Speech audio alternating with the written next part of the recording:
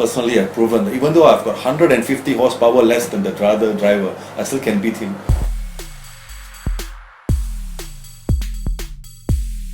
Very twisty, but up in the mountains, very high up in the mountains, but very nice roads, challenging roads.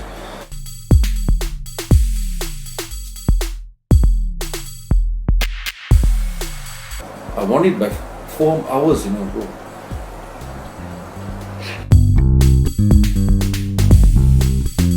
Colin McRae said that it's like driving on a bar of soap. If I was Prime Minister, I would tell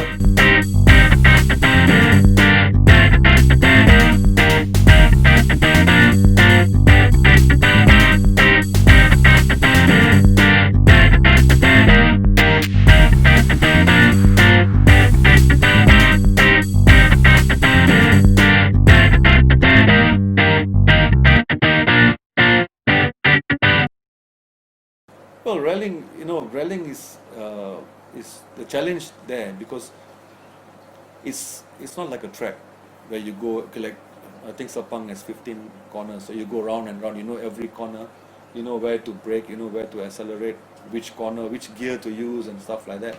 You know what line and all that. But in rallying, you get 10,000 different corners. So every corner is different. That's the challenge.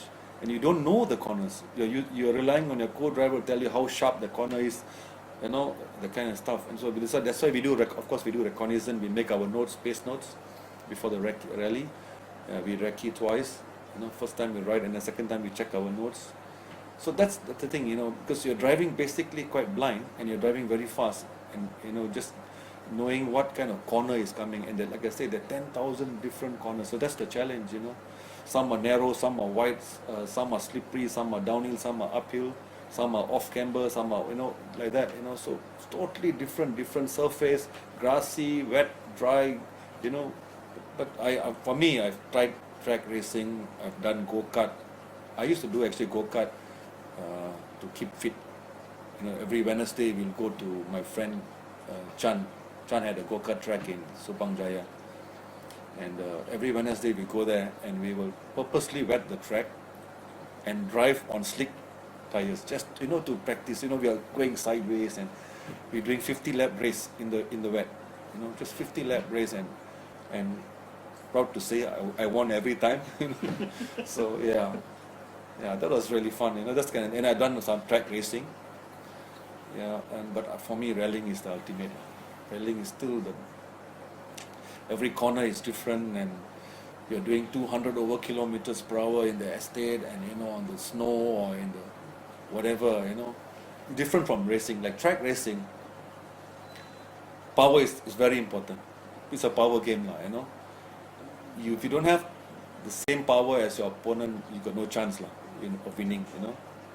But in rallying, I personally have proven that even though I've got 150 horsepower less than the other driver, I still can beat him. Yeah, the car, you must know the car, the handling of the car and stuff like that.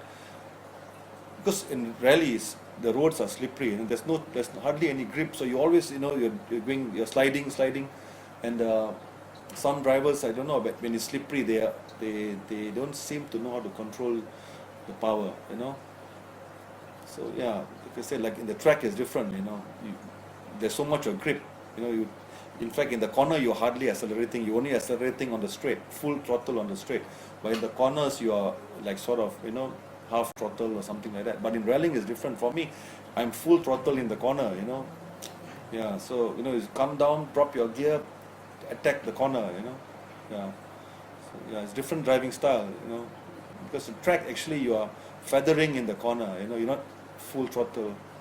But rallying is the other way around.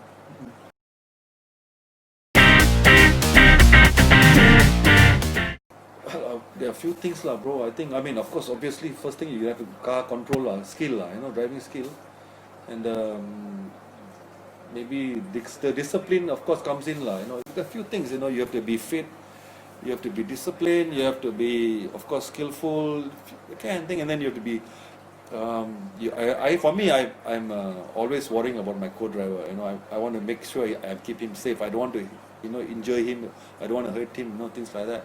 Yeah. So, but Those are the things like, I mean, like I said, first thing is of course skill, no skill how, man. I don't, because I wouldn't say guts. I don't have guts. I'll be honest with you, I don't have guts. I really don't have guts. Sometimes I'm very scared when I see the drops and all that. Wow, Yeah, but you have to trust yourself, You have to self-belief, in your skills. Self-belief, No, if you say I got big, no. Sorry, no. No, it's not. You cannot be ballsy. That's true. If you're ballsy, you crash too often. Then you just cannot. And then you cannot. Say, oh, God is taking care of me. You cannot think like that. You cannot. You cannot say, oh, God will take care of me. No, that's not. You have to work hard.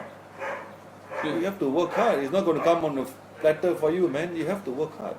For it. I'm a safe driver, yeah, but normally I drive 90% now. Yeah. Sometimes if I need to go, I go 95%. But I don't want to touch the 100%. Yeah. But in the two-wheel drive, I wasn't driving 100%, but I was full throttle 100%. Because, I found the car was too slow for me. Because I've been driving a four-wheel drive turbo for so many years, then I came to a Group N 1.6. It's totally different from 300 horsepower to 100 horsepower, So, in fact, when I went testing one time with the Proton engineers from R3, and then they check the data logging, and they say, wow, every time change gear, full throttle, every time change gear, full throttle. And they compare it to my teammates, it's a total difference, They said, you're crazy, man. Because the road is like this, but change gear, full throttle, change gear, full throttle. I said for me, I feel it's slow, I feel the car is slow. I don't want, and that's why I hate to brake in that car because it slows down the car, Yeah. So I changed my driving style to suit the cars. You have to change your driving style, Like the four-wheel drive turbos, you have to left foot brake because it's fast, Sometimes you come so fast, But in the front-wheel drive, I don't want to touch the brake at all because I don't want to slow myself down, Yeah.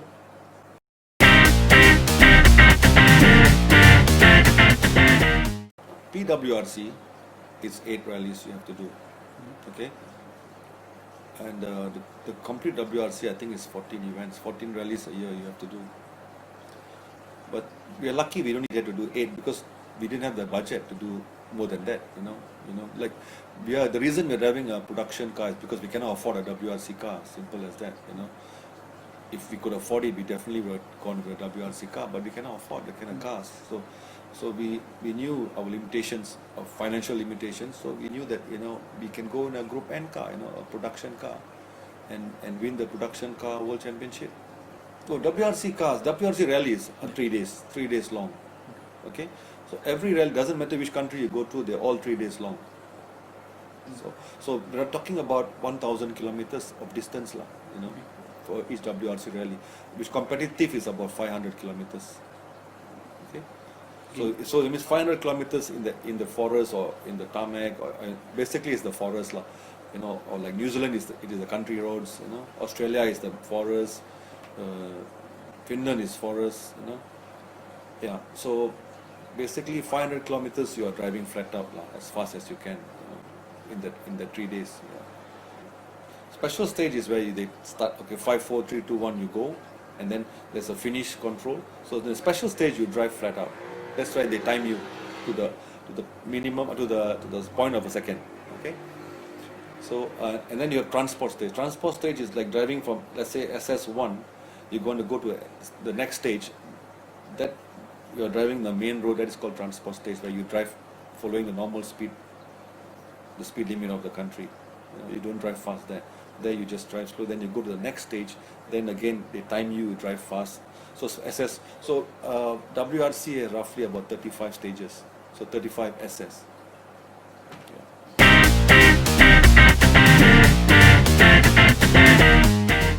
Well, they have rules actually. They have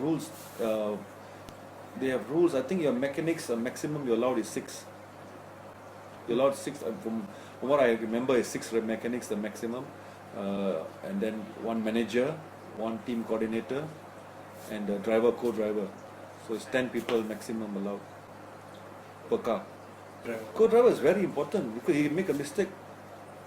Alan, basically you got to be smart. You know, you have to be smart. You know, you have to be fast. You know, you have to be your reflexes, everything. Even as a co-driver, because you have to keep on calling the notes. You know, non-stop. You're calling, you're looking, you're calling, you're looking. The next corner, you're looking. But I will ask my co-driver to give me 2 calls ahead. Which means if I'm taking this corner now, I already know the next 2 corners. You know, I always want to do the next 2 corners, because sometimes if the navigator falters, I already know. You know. Yeah, sometimes I also say, okay, next. I say next. That means I already taken this corner. I want the next one. Next. You know. But normally 2 corners ahead. I know. It's very important. No, okay, we go. Okay, the notes are made by me. The pace notes are made by the driver. When you go for a first recce, I'm dictating every corner that I see. I'm telling Ellen to write down something. So I use a number system, number 10 to 1. Okay, so write 10, write 9, write 8 until, you know, write 3, write 2, or whatever, you know, and then it goes to the left, is the same. So I use that system. So what I'm seeing when I'm doing recce, the first recce, I'm driving slowly. He's got a blank book. He's got a thick book. Okay, so for SS1, let's say okay, 40 kilometers, SS1 40 kilometers. There's a name of the test. He put it there and he's okay, start. I'll say, okay, start 70, right 5. So he writes it down. And I look, okay, 60, left 6. Whatever I see in front, whatever I see the angle of the corner, I'm saying that, okay, 200 flat crest. All he writes down. 50, right 9, or 70, right 10, whatever, left, whatever, everything, every corner is mentioned in the pace note. Okay, every corner is mentioned. So and the distance of the corner is also mentioned. So the co-driver and also, then the second time around, once we've done the pace note the first time around, second time around, we are driving again the same stages.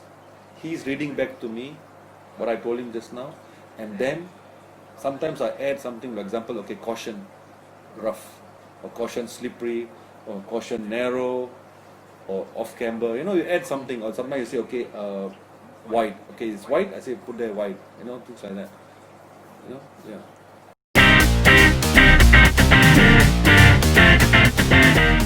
I like Argentina. Argentina is quite rough as well, because some rocks will get churned out by the cars and stuff. Very twisty, but up in the mountains, very high up in the mountains, but very nice roads, challenging roads. And you know, imagine driving in Finland, you know, the fastest rally in the world. You are taking the jumps at 200. Wow, you know what? And driving in New Zealand, the most beautiful slowing roads like this, you know, with camber, off camber, on camber, off camber. Driving in Africa, so different. In Africa, it's 2 extremes. Sometimes you are driving at 5 kilometers per hour in first gear, because it's so rough. You're going like this, going like that, you know, deep ruts and things like that, rocks, sharp rocks, and then you're doing for 5 minutes non-stop. You're going flat out in the same rally in Africa, a safari rally. So 2 extremes. First gear super slow, and then 5th gear flat out until rev limiter for 5 minutes. I lost almost 5 kg in 3 days. Normally I will lose, to be honest, in the World Championship rally, you will lose about 3 kg, about 1 kg a day. But safari I lost, I think, 4.8 kg or something like that. But because safari rally is actually 3 times longer than a normal WRC rally, you know. To even finish that rally, you know, it's an achievement. And then I won it by 4 hours, you know, bro. Yeah. The second guy was 4 hours behind. But like I said, that's a rally, because you can break your car, you know. If you don't know where to drive slow, where to, you know, save your car. Like I said, sometimes your first gear driving at 5 kilometers per hour, avoiding all these sharp rocks and making sure you don't damage your car. But in spite of that, I still had 2 punctures because of rocks. Rocks damage the rim is bent. Okay, so you have to check. So we always carry 2 spares. And the rear shock absorber, okay, there's one SS which was 115 kilometers long. I think SS3, if I remember correctly, SS3. And the last 20 kilometers, my rear shock absorbers had collapsed, totally gone. Okay, and no more rear, just going, you know, like this. Okay, and I'm thinking to myself, shit, I've lost the rally lah. You know, I'm going so slow. The last 20 kilometers, 100. So the 95 kilometers I was driving, and then the last 20 kilometers were just driving so slow. Where it's very rough, and then it's smooth, you go faster a bit. And I was fastest. Because you know why? Everybody broke their suspension before me. You understand? Yeah. So you were like. So I actually saved my suspension, and it broke the latest lah. The other guys broke it like 20 kilometers before me, so they actually lost time as well. So that's why I won by 4 hours. You conserve the Two punches, which were each puncher you can lose about. In the safari rally, it takes a lot. It's very difficult to change the tire lah. So it take about 6 minutes each time. So 2 punches, 12 minutes lost there. Things like that, and then so yeah, but very happy like that was an achievement to finish that rally and then win it by 4 hours.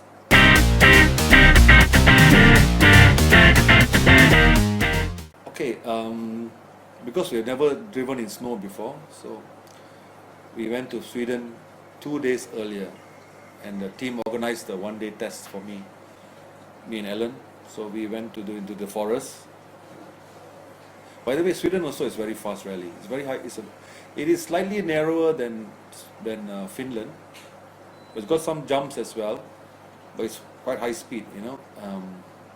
So anyway, we tested the car. We tested how to drive on snow, and after a couple of hours, okay, got used to it. It's okay, we know. Okay, testing done, confident. Quite confident now. With the change, total different driving style. It's very aggressive driving style. It's very committed driving style, and it's a lot more sliding, like skating. A lot more sideways and stuff. Yeah. So anyway, we came out second. Very happy, very proud of that. That particular achievement, because coming from Asia, never driven on snow, and in fact the drivers who were competing against me, the European drivers, they were sure that I will be very slow or I'll crash the car trying to keep up with them, and they were very surprised that I actually beat them. Not only I was fast, and then I kept the car on the road and I beat them in their home ground lah, considered, because they are used to driving on snow. Yeah, so that was one of my proud moments lah.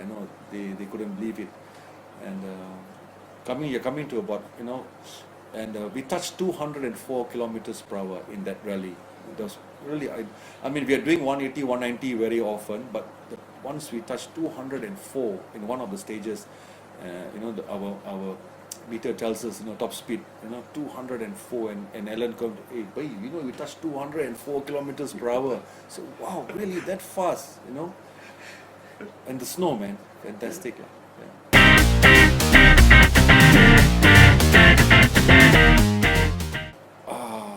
I can't remember the name, but I think it's called Bukit Plando Perang Besar, Bukit Plando Tanah Merah or something like that, in Sepang side. As you come to Sepang town, you take the T junction left, going towards going towards Port Dickson or Lukut, going towards Lukut. Yeah, so you come about halfway through. There's one estate on the left hand side. There's one 27-kilometer long stage that used to be there, and I would say 80% of that stage was on the main estate road, wide sweeping roads, and yeah, that's my favorite station. It's really, really fast and smooth, very high speed. Yeah. That kind of stages we have many actually, and we can use that for World Championship. That kind of stages, and that estates are still there. So those roads are still there, So we definitely can have a World Championship rally in Malaysia. Okay, we have actually some really fantastic roads in Malaysia, especially the main estate roads. The main estate roads are very smooth, wide, and we can have a very fast rally here actually in Malaysia. And maybe we should have a WRC rally. I mean, my dream is to have a WRC event in Malaysia, because we have the infrastructure, we have the beautiful roads. Of course, we need the government's backing and Ministry of Sports and stuff like that, and of course corporate sponsorship and stuff. But actually, the roads in Malaysia are really fantastic, and if you can drive fast in Malaysia, you can drive fast anywhere in the world, because our roads are narrow. you know, twisty, narrow, very slippery when it rains, very slippery, especially in the grassy patches, you know. Yeah, I remember the late Colin McRae said that it's like driving on a bar of soap, you know. It's so slippery like driving on a wet bar of soap, you know. And he crashed so many times here, you know. Yeah, that rally he won it, but he damaged his car. He had 8 accidents in that rally, you know. But like I said, those days you come out, they can fix up your car and you continue, you know. Yeah.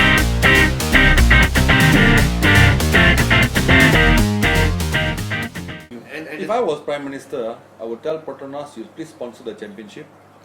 Get the correct organizer. I'll tell, okay, this is the correct organizer. I think APRC, we should at least get back the APRC first. Now we have lost the APRC as well. You know, we have had no APRC rally 2019. We didn't have, 2019, we didn't have any rally at all, you know. And this year, of course, nothing's happening, you know. So 2 years gone. We seriously should try to get back the APRC first. WRC, I think, it comes with millions, of course, but it's worth the money because just like how you spend, no way as much as how much you spend on Formula One. Maybe it's 20% of what you spend on Formula One. You can get WRC rally here. You're talking about organizing the rally, huh? Yes, organizing and the infrastructure, everything. You know, you have to get the FIA team. You have to get that helicopters which have like a hospital. The helicopters are like everything has to be there. The equipment, you know, because there are transponders in the cars. There's all that system, that red button, green button. You know, all that must be in every car, and it's possible. It's possible. It's actually, if it can be even done with corporate money, to be honest. True. It comes to the billions, bro. To be honest, because in terms of on media, TV, television, and all that, it comes to billions, You know, the rally WRC is very famous worldwide. You know. Of course, APRC is famous in its own country, and you know, APRC has got its own website, and it is also more than 1 billion people, you know, watching this championship. David Richards offered me test drive in one of our Subarus.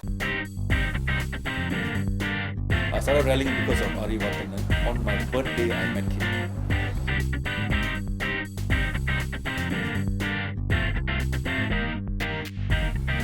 People have called me Carlos Singh, Karamjit, Malaysian. So we went all over the world, and we have made our mark all over the world.